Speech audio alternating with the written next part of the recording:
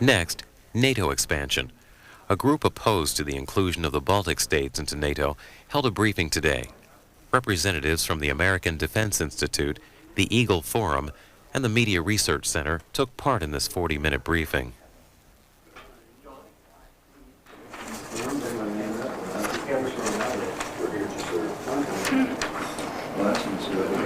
Good morning, and welcome to the first news conference of the Coalition Against NATO Expansion.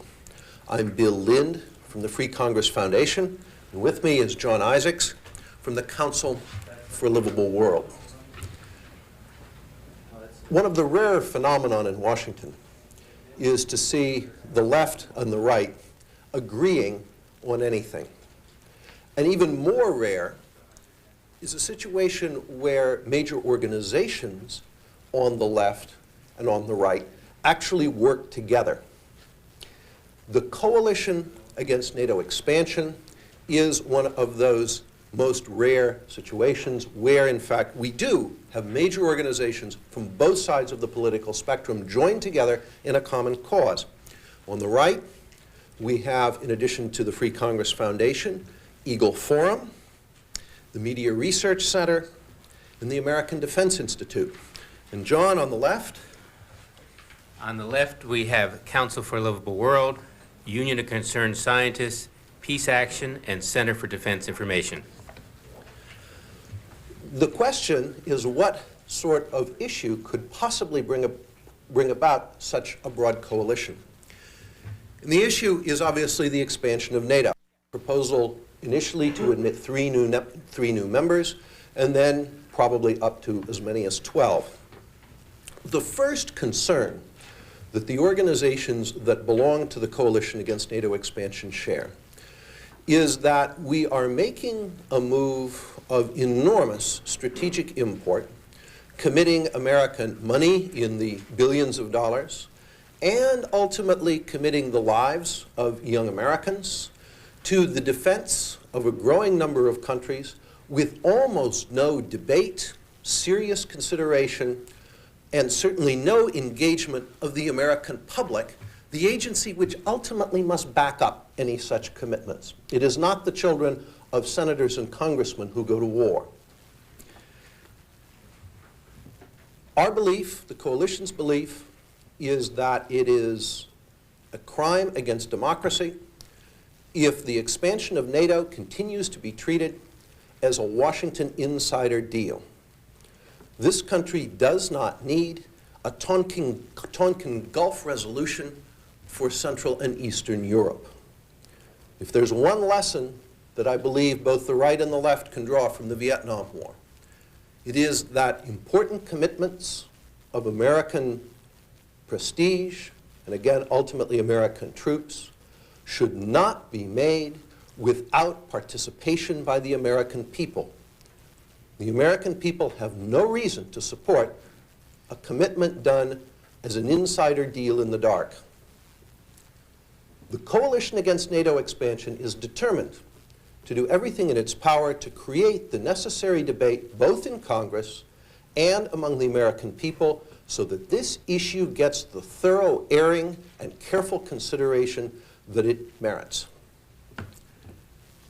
The arguments against NATO expansion, and the coalition very explicitly is against NATO expansion, are strategic, political, and financial. Let me touch briefly on the strategic, and then I'm going to ask John Isaacs to talk about the other two. In the course of this century, our culture, the West, has fought three terrible civil wars: the First World War, the Second World War, and the Cold War.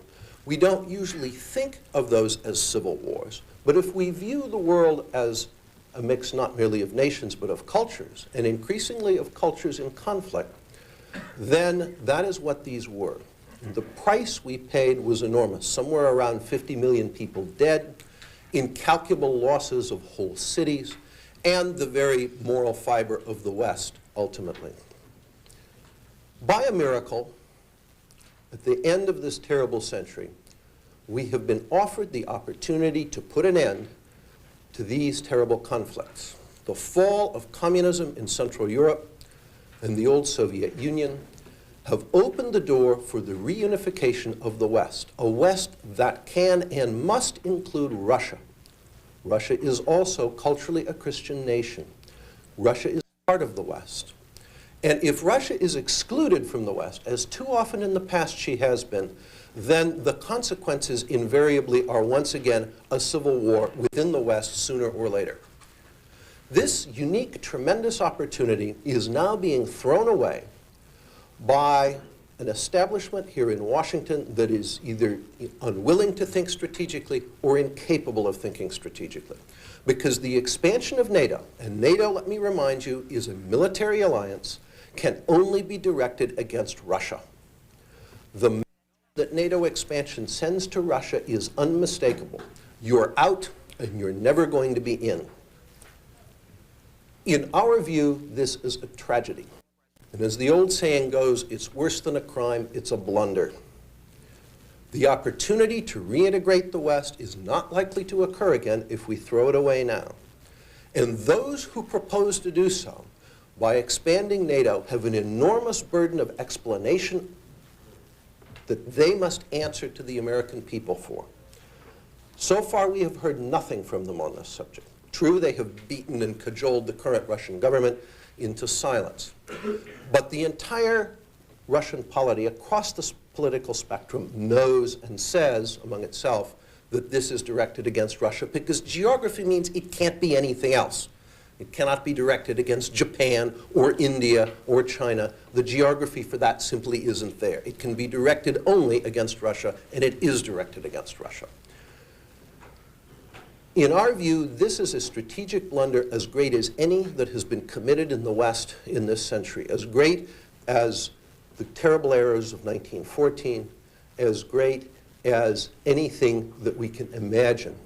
We are throwing away the chance of the century, literally, in pursuit of little more than some arms contracts for the manufacturers of American fighter planes and tanks, and the usual promises of campaign funds and jobs for constituents on Capitol Hill.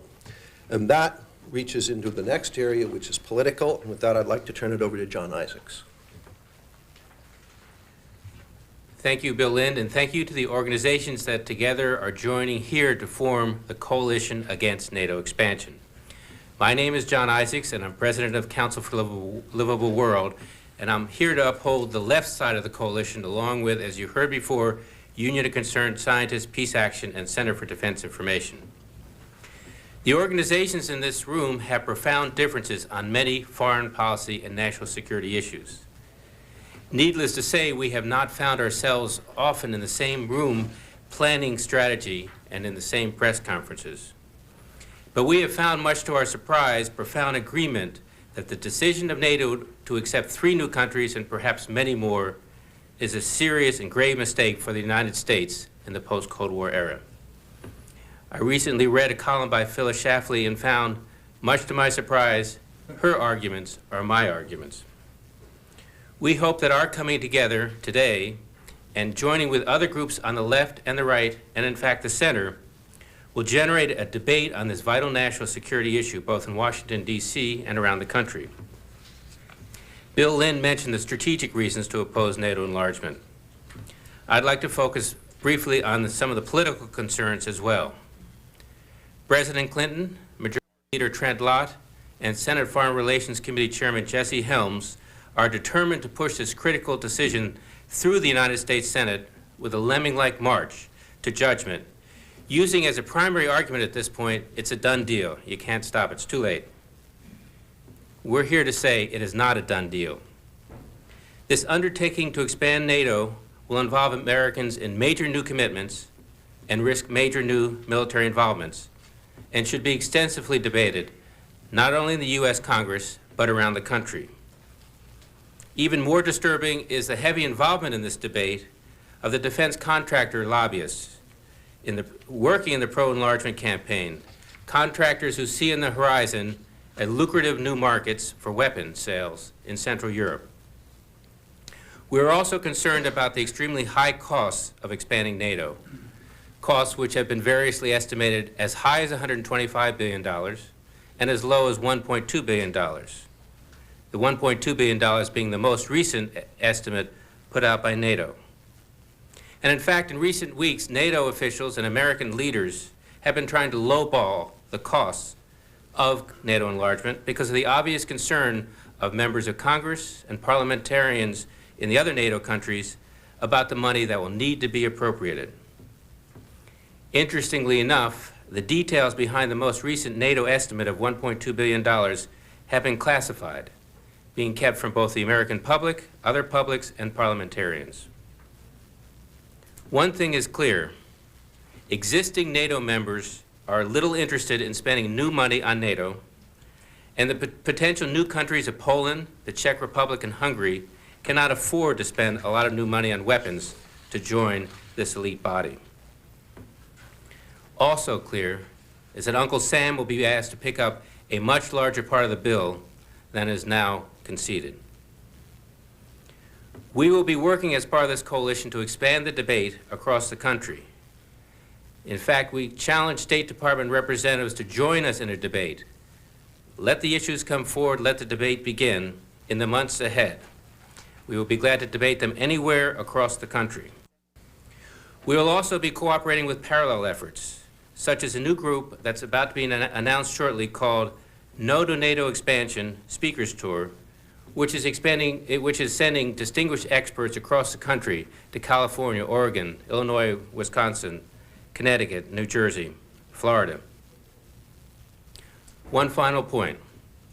While we don't expect today's announcement to produce an instant shift in the debate, we do hope that this unusual coalition will force both policymakers and pundits to take a brand new look at the issue of NATO enlargement and the profound implications of this decision. We are confident that a close examination of the implications of NATO enlargement will lead this country away from this mistaken policy. Let me just add a little bit from the right on John's challenge to the State Department to debate us, the coalition against NATO expansion, in cities all over America. The State Department loves to go around the world preaching the merits of democracy to all and sundry. Well, we're challenging them to practice it. And if they refuse to discuss this vital commitment before the American people in debates around this country in the major cities where ordinary people can come and listen, then let us hear no more cant from them about the merits of democracy, because they don't mean a word of it. We do intend to take our campaign against NATO enlargement to the American people. We realize that the answer to the money being promised on Capitol Hill through the defense contractors is the voices of ordinary American citizens. We are fortunate to have in our initial coalition two organizations which have a great deal of strength at the grassroots. And we're going to ask them to come forward now and say a little bit about what they are going to do to take the question of NATO enlargement to the American people. I would like to call first on Chris Ardizone from Eagle Forum. Thank you very much. My name is Chris Ardizone, and I'm the Executive Director of Eagle Forum. And it is with pleasure that we join in this coalition against the expansion of NATO. This is an unusual coalition. It has members from all across the political spectrum. And this really reflects the ideas and thoughts of the American people. One of the great things about our system of government is that when the people speak out, our elected representatives do listen. And at Eagle Forum, we are committed to taking this message to grassroots Americans and have them speak out about their thoughts about it. With the expansion of NATO comes many questions that haven't been answered. And probably many of them are not even answerable. Who will we be protecting the NATO countries from? Why admit some of the Warsaw Pact countries and not others? And how much is it going to cost us, both in dollars and U.S. lives? The biggest question is, why should Americans commit to defend faraway European borders that have been the locus of ethnic, nationalist, and religious disputes for hundreds of years? Make no mistake about it, NATO is a life and death U.S. promise to go to war to protect the other members. The American people deserve the opportunity to be heard, and at Eagle Forum we are going to take the message to our grassroots and to grassroots Americans of all various political stripes and get them to speak out about what they believe a sound foreign policy and national defense strategy for our country is. And some people ask, Eagle Forum is a conservative grassroots, quote-unquote, pro-family organization. Why would you all be interested in this issue?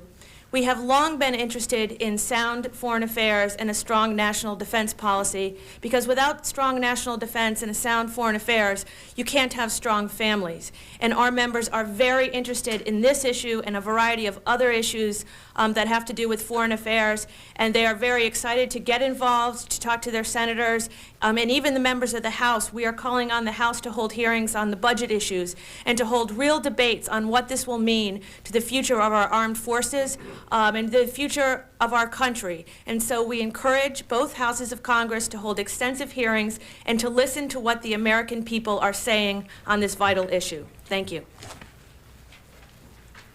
And from the left, Gordon Clark of Peace Action.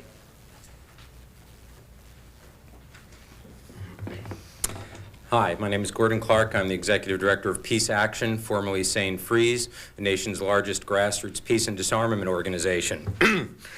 Tomorrow night, when President Clinton speaks about NATO expansion, he's undoubtedly going to talk about the calm and stability that it's going to bring over Europe. As you can tell, the members of the panel here completely disagree with that. I would second what Bill has said, that in fact we feel that the Clinton administration is throwing away a historic opportunity to bring peace to the European continent. And there are many questions, in fact, which aren't being answered, questions about how our sons and daughters are going to be committed to conflicts in Europe.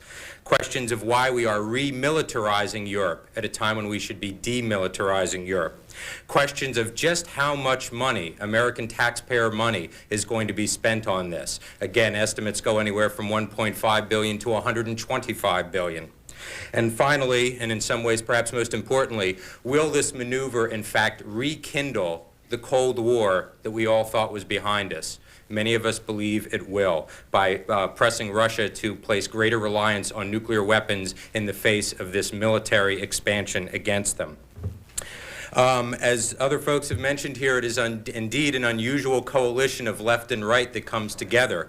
And I think it's an extraordinary time in Washington when this is not the most unusual case of strange bedfellows going on in Washington, D.C.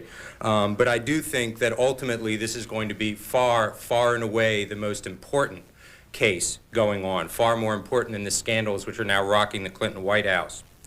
My organization has certainly said at times that we are very concerned about the partisan wrangling that goes on, the partisan bitterness that goes on in Washington, D.C. But frankly, right now, we are even more concerned when official Washington gets together and tells us that we have nothing to worry about with this major, major policy initiative, truly the greatest one to go on since the beginning of the Cold War over 50 years ago. We think the American people should be worried when official Washington gets together and says, as John has said, it's a done deal, nothing to worry about. We think the American people should be worried when official Washington gets together and says that there's going to be virtually no cost attached to defending a new continent in a major policy initiative. We certainly think that the American people should be worried and should be clutching their wallets and pocketbooks when officials from Lockheed Martin, the world's largest military contractor, is leading the lobbying effort to push this new foreign policy initiative of NATO expansion. Perhaps worst of all for us, and I think worst for American democracy, again, is the complete lack of public and media debate on this issue so far. There used to be a time in this country when public debate on major foreign policy issues was considered the norm and not the exception. And quite frankly, at this point, I feel that there has been less public and media debate on this issue than there has been pregame analysis of the most recent Super Bowl. And I would also add, look at what official estimates of that game turned out to be.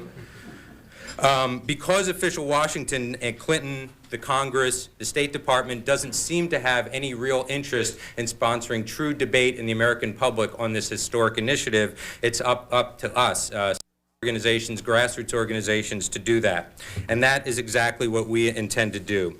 This coming Wednesday will be the launching of the No to NATO expansion debate, which is going to be happening at 15 cities across America, from New York, Washington, D.C., Atlanta, Los Angeles, San Francisco, Seattle, and a number of cities in between.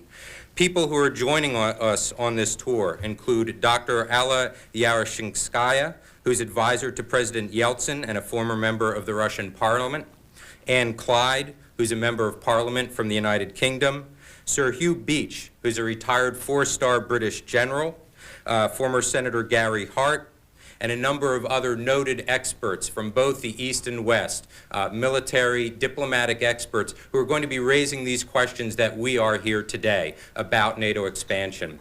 I have press. The press conference is going to be this coming Wednesday here in Washington, D.C., here I believe in this National Press Club, and we truly hope, along with our colleagues on the left and on the right, that this is going to open up a true debate among the American public on, again, what is, we consider, the most historic and ill-thought-out foreign policy initiative of this century.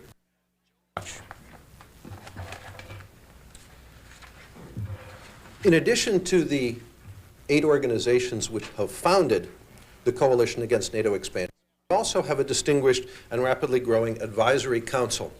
It includes retired Senator Gordon Humphrey of New Hampshire, Dr. Freddie Clay, Ambassador Jack Matlock, and Professor Richard Pipes.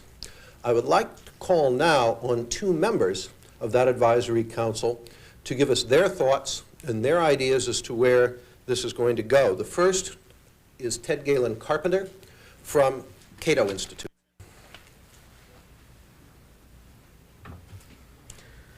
Thank you very much, Bill. I'm Ted Galen Carpenter, Vice President for Defense and Foreign Policy Studies at the Cato Institute. I want to emphasize that my appearance here today is in my as a private citizen, not as a representative of the Cato Institute. I think it is increasingly clear that advocates of NATO expansion engage in an exercise of strategic evasions and wishful thinking. If you listen to Secretary Albright and other proponents of expansion, you would swear that an enlarged NATO is little more than an institutional mechanism whereby everyone can gather in the center of Europe for a group hug. It is portrayed as largely a political organization. But we need a dose of reality. NATO has always, to be sure, had some political dimension, but it has never been and is not now primarily a political organization. It is a military alliance, and extending that alliance into a new area entails very serious security obligations. And there is nothing worse than for the United States to undertake such obligations without realizing that we might be called upon someday to carry out those obligations. Again, proponents seem to assume that the Article 5 guarantee in the North Atlantic Treaty, that provision that provides that an attack on any member of the alliance is considered an attack on all, will never be challenged. So we don't have to worry about unpleasant issues such as cost or credibility. We can expand the alliance on the cheap, as the Pentagon has alleged, and the NATO itself has provided in its most recent cost estimates. Now, anyone who believes that a military alliance can carry out in a credible way serious commitments on less than $2 billion over a 10-year period is smoking something other than tobacco. That estimate does not even pass the straight face test. Again, we ought to be serious about the consequences of expansion. There has never been in history a military alliance that is directed against no one. That is a contradiction in terms. Military alliances always, either explicitly or at least implicitly, have an adversary. And as Bill has pointed out quite clearly, the only logical major adversary for the alliance is Russia. But there are other problems, and we should remember this. Article 5 does not simply state that members must come to the aid of a fellow member under an attack by an expansionist great power. We would have an obligation to assist a member that gets into a fight involving an adversary of any sort. And if you look at the situation in Central and Eastern Europe, that ought to make every American uneasy. We have, for example, the border between one of NATO's proposed new members, Poland, and Belarus, one of the most corrupt, unstable countries in the international system, a literal powder keg waiting to explode. We also have some problems between Hungary and 3 of its neighbors, Slovakia, Romania, and Serbia, involving the treatment of Hungarian minorities in those countries. Now, NATO has had a great deal of difficulty over the years with the relationship between Greece and Turkey. This has been a perennial headache for the alliance. Is it really smart for U.S. policymakers to undertake commitments that involve more situations of that sort? That's what NATO expansion means.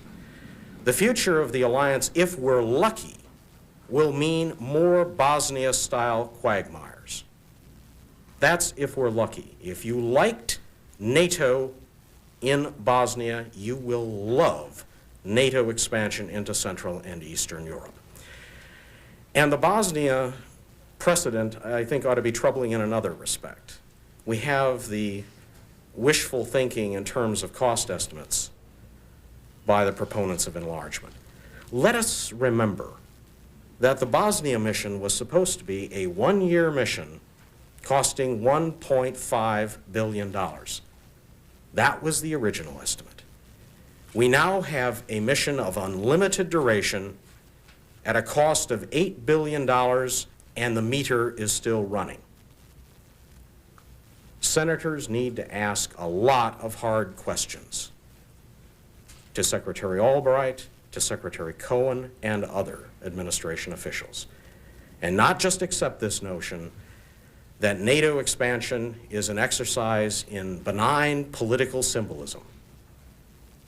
This is a very serious exercise, and one that could cost Americans dearly, and I don't mean just in dollars. Thank you. And lastly, Jonathan Dean from Union of Concerned Scientists and a member of the Advisory Council.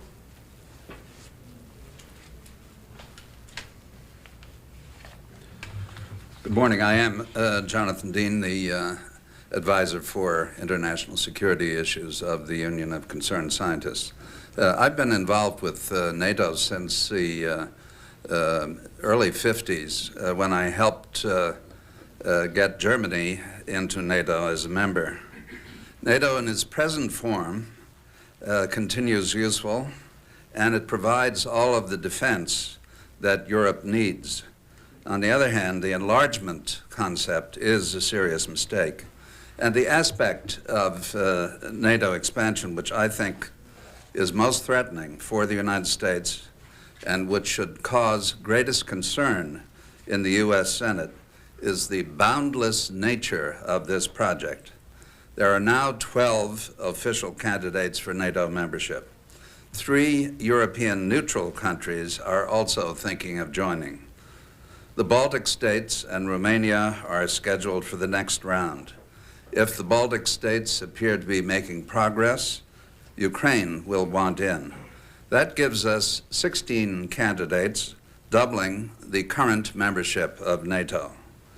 The Central Asian Republic of Azerbaijan has also indicated interest. In fact, any member of the Partnership for Peace is eligible to apply. There are 27 of these, in addition to present NATO members. Now, there's literally no end of this enterprise in sight. The administration refuses to place any limits on it. Consequently, there is no end to the U.S. security commitments the project involves, to its costs and its risks. In the next round of enlargement, if NATO commits to defend the Baltic states and Romania, in order to make good on these commitments, then large numbers of NATO and U.S. ground, air, and naval forces will have to move into the Baltic Sea to the north and also into the Black Sea in the south. This will be a gigantic military pincers movement around the heartland of Russia, like the one that Hitler attempted. Unless it's handled very differently than it's being handled now, this project will create the conditions for a very dangerous long-term confrontation with Russia. The official Russian national security doctrine adopted last December states explicitly that Russia considers that NATO expansion threatens its national security. This is a serious statement. It cannot be fobbed off or ignored. To make an enduring enemy of the world's largest country with the world's largest nuclear arsenal and with endless capacity to cause difficulties for the United States is an enormous cost. And this is especially the case for a project whose immediate object of securing democracy in Eastern Europe can be achieved by other means without any additional cost or risk. Thanks.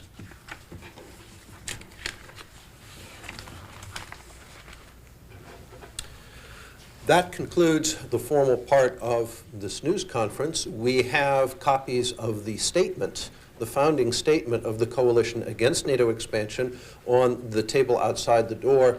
A number of the member organizations have also brought copies of their own papers on NATO expansion, and I would urge you to feel free to take copies of those as well. We are now open for questions. Yes. Mr. Lynn, Postmall, Bloomberg Radio. I guess I'm curious, I would assume you all have done your analysis far and wide. What happens in the event that the Senate votes down NATO expansion? What happens in terms of U.S. relations with Poland, Hungary, the Czech Republic, most of which have indicated that obviously that they're quite interested in NATO membership and would be... Well, those countries need us far more than we need them. And I do not foresee any significant change in our relations with any of those countries. Their need for commercial ties with us, for diplomatic ties with us, will remain very strong. And in turn, to be quite blunt about it, there's not much they have to offer us. So I think it's very clearly a one-way street here, and I think that one-way street leads to them continuing to want to be on our good side. I think there's a further answer to that question. If you do it at the mics, I appreciate it. All right, sure. NATO will continue under those circumstances. The Partnership for Peace will continue under those circumstances.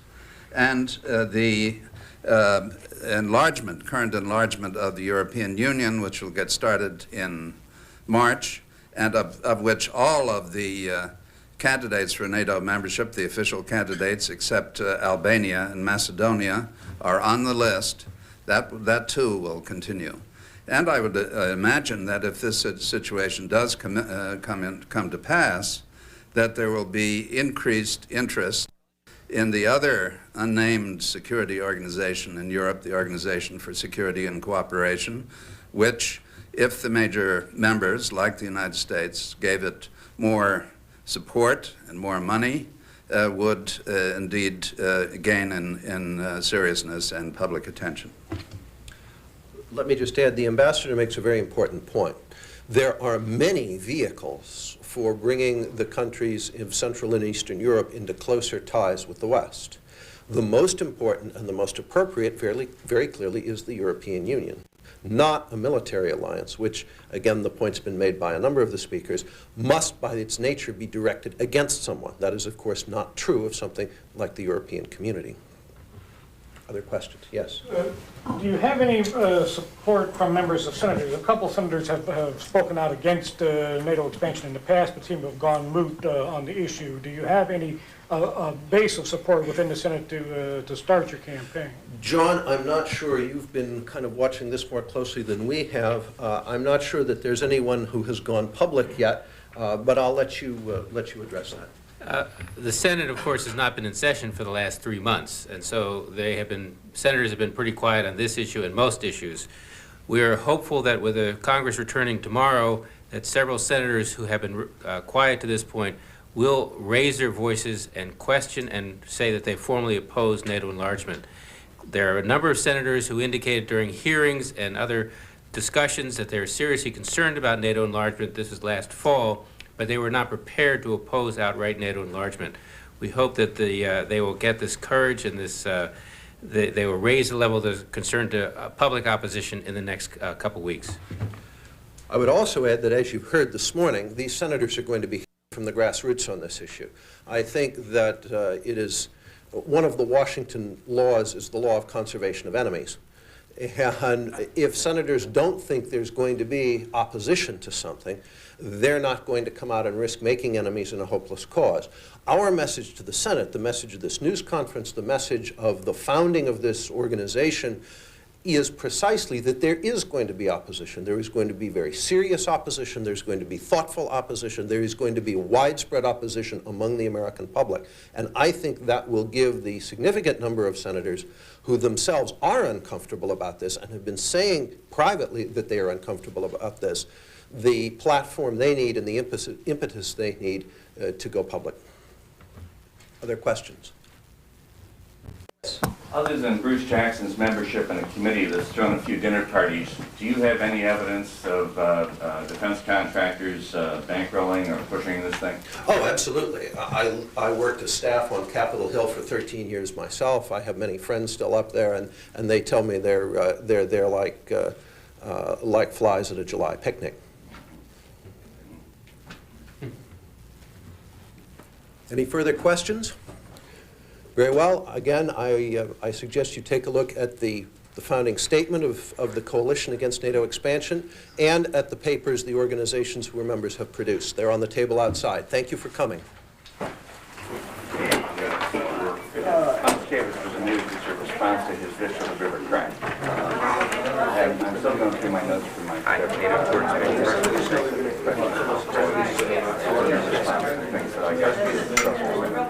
Just give me the card. No, actually it doesn't, but there'll be a new press release coming out that will be coming according to